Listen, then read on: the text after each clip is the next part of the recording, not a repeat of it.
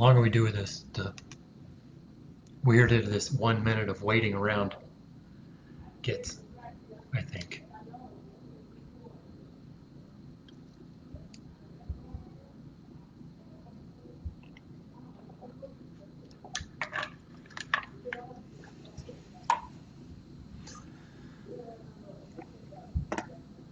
Okay. Because it's just a moment. Morning, morning, morning, morning, morning.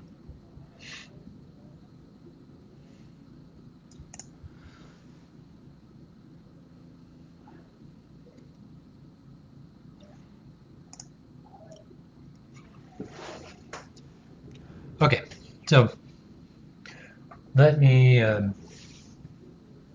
come back. Oh my gosh, Vic's on live. That's impressive. Morning, Vic.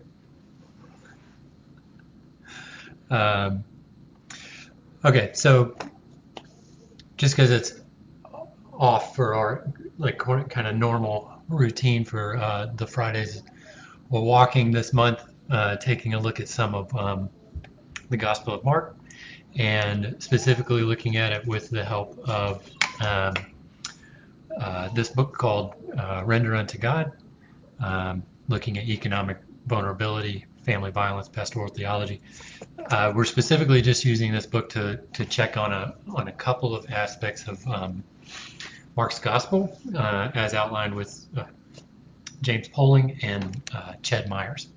So last week we got to talk a little bit about just some of the basic rundown around the Gospel of Mark, when it was written, early first century, roughly year 70, and looking at it from the standpoint of Mark living in a community pretty similar, not exactly the same, but really similar to Jesus' community for when Jesus was on earth, and then looking at how Mark is using the gospel message for his community, which is suffering ranges of oppression, economic, political, religious, that kind of thing. So I want to just reiterate it's a lens for us to engage the scripture with. It's not prescriptive. It's just here's one way that we can encounter the text. I happen to think it's a good thing for us to do, and to especially remember that Jesus in the story, the setting is critical. And I think, and Poling outlines it this way, we often talk about the setting of Jesus' ministry as something kind of romantic, but not necessary. That is, born into a poor community, born at the inn, traveled as a refugee, came back and had ministry among the poor, and that's nice. That's not quite it. I mean, if Jesus isn't in the community, the message isn't the same, I don't think. So I just want us to look at it with like, why is it so important to look at the gospel with the idea of what the community is really going through, and then how can that possibly speak to us. So today we're looking at some of the economic systems that are at play for Mark's community. And this might be a little academic today, I don't know, but we're going to look at four attributes of the economic system that is at play for Mark's community. And so we're just going to jump in. And Jackie's on here, and she'll kind of help us out with some of the almost written definitions, but I'll try and walk it through as best I can. So economic systems at play for Mark's community. Remember, this is not, we're having to remove some of our own stuff as we encounter this, but we're talking about not a capitalist system. It just doesn't exist at that time. The modern notions of capital, labor, and land to create like massive systems of wealth on global scales, that's not how this is operating. First century, definitely pre-capitalistic. It just doesn't exist yet.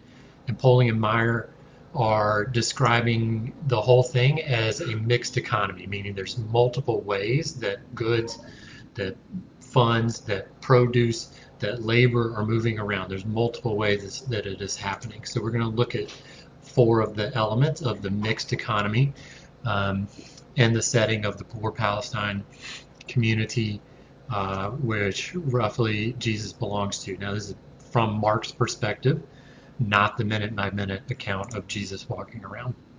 So the first system to think about is a reciprocity system being present here. And a reciprocity system grew out of a long history of the Israelite tribes and kinship systems, so family systems, tribal systems, religious systems that connect you but not centralized. It's really operating within the family. And so the tribal kinship system, which wealth is freely shared according to certain traditions. So it's not just everybody's handing it over all the time. It's based on some kind of unwritten rules or understood rules. Now there could be a full reciprocity system, and that would happen more among an immediate family. All right, so goods and services are kind of shared freely among that immediate family so that everybody's needs are met within that.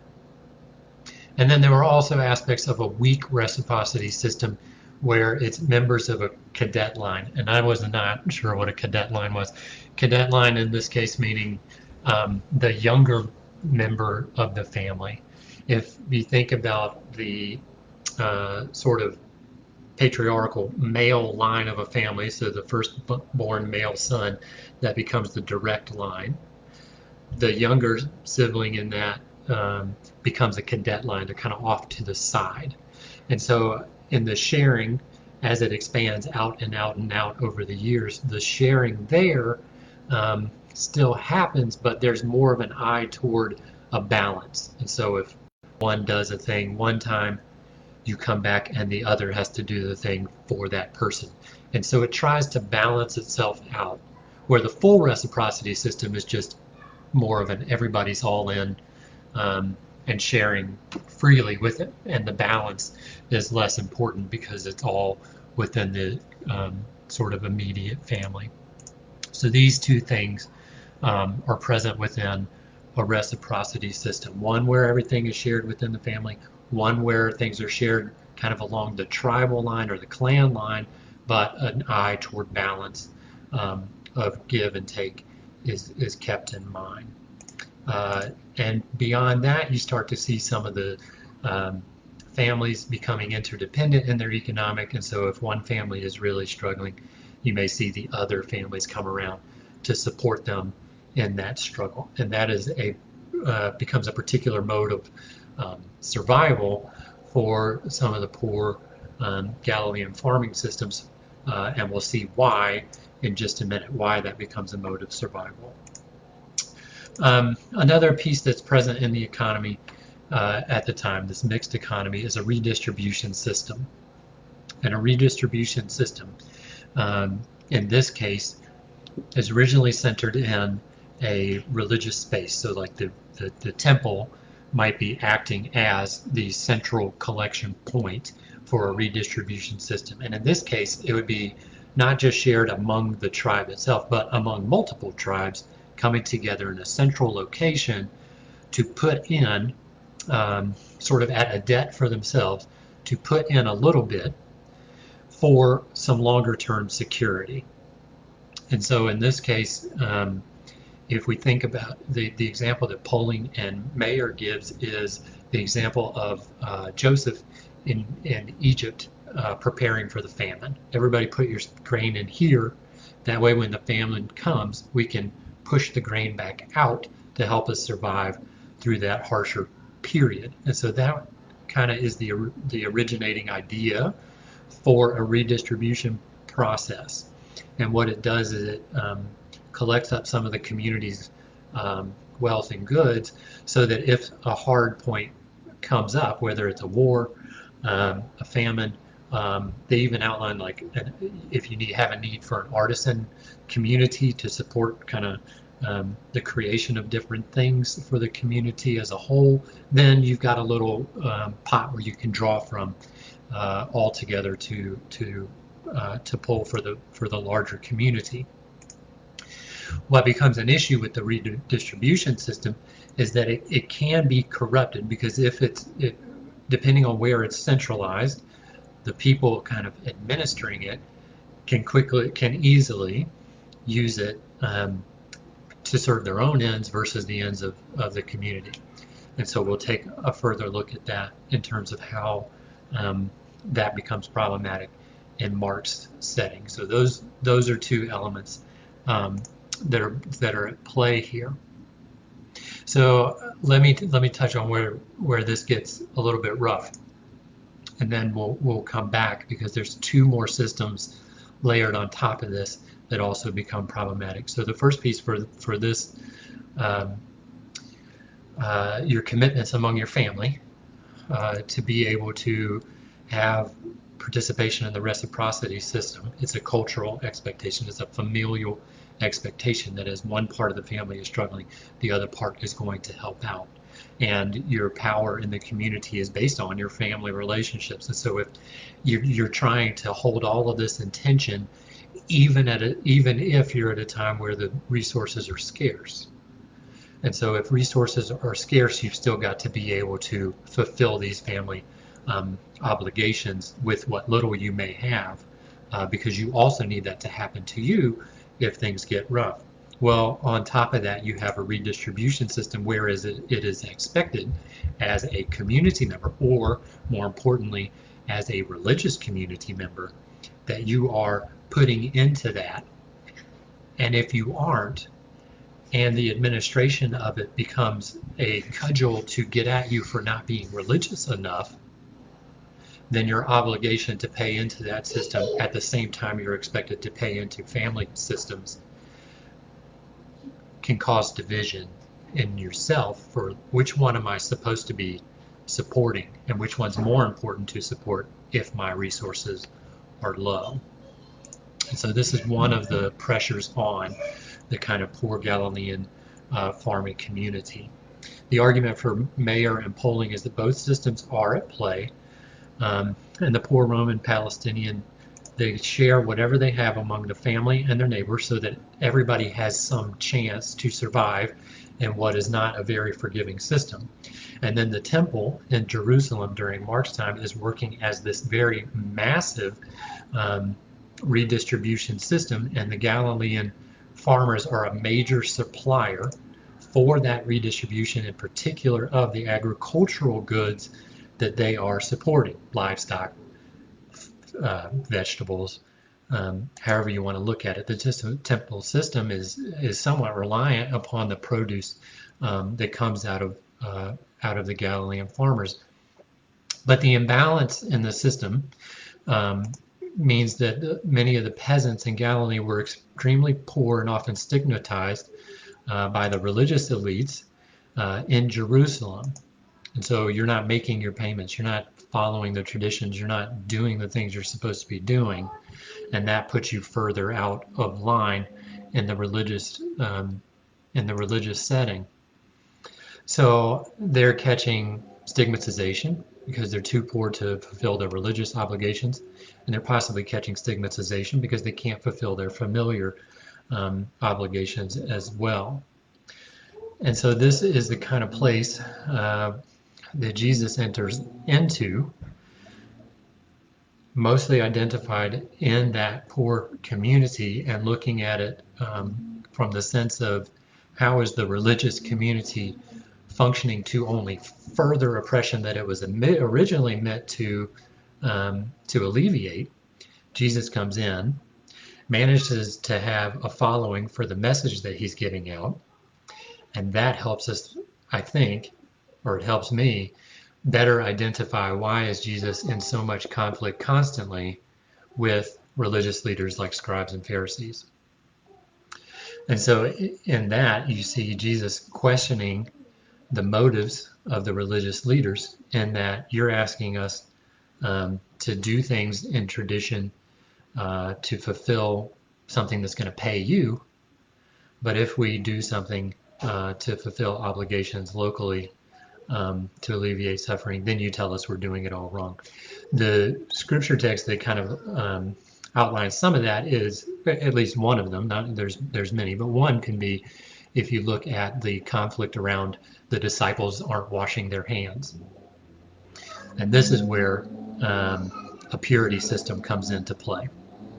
So let's talk briefly now about the purity system. If you and this develops over a long time, and I am going to oversimplify it, so it bears in mind that you should probably look at it a little deeper. The purity system basically says if you're doing a job where you have to deal with animal products, where you're dealing with manure, where you're dealing with blood, where you're dealing with things that are generally unsanitary, that makes you unclean as well. And it's not limited to animal products. It's also limited. It also includes any flows of blood. So the regular menstruation cycle for a woman means that once a month she's going to be unclean. And so when you think about the healing miracles of Jesus, the woman who reaches out to touch the garment to end a bleeding flow that has lasted for much too long and kept her from being able to be present for religious obligations and kept her from being able to fully participate in community, then you're seeing Jesus subvert a purity system where she was expected to be paying the temple to be clean, and he just does it. And when you do that, it means you are messing with somebody's money. And specifically, he is messing with the religious leader's money. And when that happens, you have conflict. It also means that when the disciples are out there and they're doing work and they're not coming back and washing their hands afterward, that is, ritually becoming clean again, it means that they are also bypassing a purity system that is meant to keep money flowing to the temple. And that's not necessarily a problem, the money going into the redistribution system. The problem was the poor were ending up putting in more than what they were actually getting back. And so Jesus comes in and he disrupts a system of economics that was saying, we expect you to pay in, but you're not going to get back anything close to what you put in. And you're going to pay in, even though it puts you at an economic disadvantage with the other obligations that you have with your goods. So this is the type of thing in Jesus' practical ministry of healing, of conflict with religious authorities. These are the types of things that he's disrupting. The final, not the final, but one of the final layers of the economic system that is present is the Roman tribute system, or the colonial tribute system. So you have obligations to your family with your goods. You have obligations to the redistribution system through the temple. And you have obligations through sort of religious fees for purifying yourself if you happen to get kind of unpure. On top of that becomes the Roman tribute system. And the colonial system was set up to extract those fees no matter what, through force. Usually militarily. And so that was something you were going to be paying no matter what. And a lot of times it looks like having to supply slave labor to Roman projects. A lot of times it just looks like all of the produce that you have put forth is going to get taken by Rome to feed the Roman system, leaving you with very little and not really compensated for what you produced, which leaves you very poor once again, in addition to the various obligations you have. And so what that meant for a lot of the farmers at the time was they couldn't keep up with all the payments. And when that happens, your land gets taken away from you. It's basically you default. And so your land gets taken. And what that led to for Mark's time was the rise of kind of large agricultural states, where then people who had been dispossessed of their land could come back and be hired, but they would be hired for subsistence type wages that were not enough still to keep up with all those systems. So it ends up, what was originally created to try and help people survive by kind of banding together, ends up getting corrupted in such a way that it just recirculated a cycle of poverty that in particular kept the community that Mark comes from down, and down at a level where people were hungry, people were homeless, people were sick, and people really had no way to use a phrase from our day, make ends meet.